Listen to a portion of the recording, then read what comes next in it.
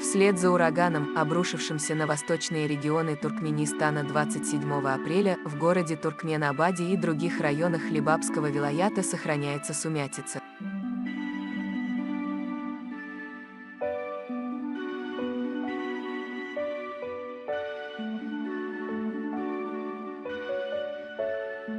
Ряд населенных пунктов Либабского вилаята, включая его центр, город Туркменабад, находится на грани гуманитарной катастрофы.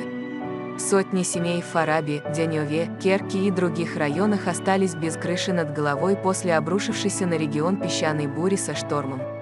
Сообщается о десятках погибших и пропавших без вести. Областная больница переполнена пострадавшими от снесенных крыш, рухнувших балконов, упавших спутниковых антенн и линий электропередач.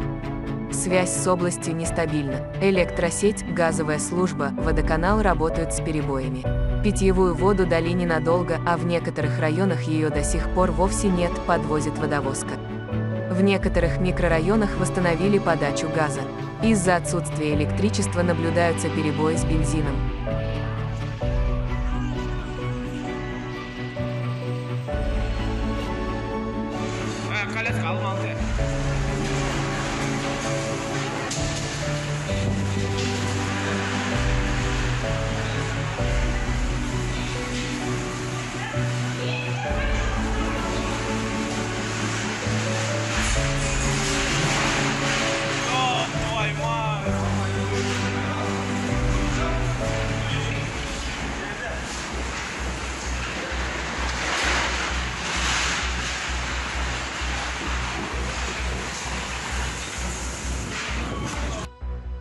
С местного дворца Рухыют снесло купол, остались без крыши школы, детсады.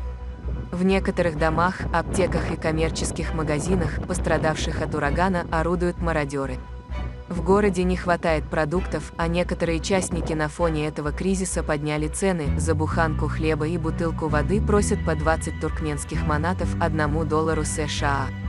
В отсутствие какой-либо информации и помощи в регионе муссируются слухи о надвигающемся повторном урагане, а также о землетрясении и о том, что оно разрушит дамбы Саресского озера в Таджикистане, и весь регион уйдет под воду. Работники полиции и солдаты не позволяют людям ехать к холмам, что между Либапом и Мары, останавливают машины и отправляют назад.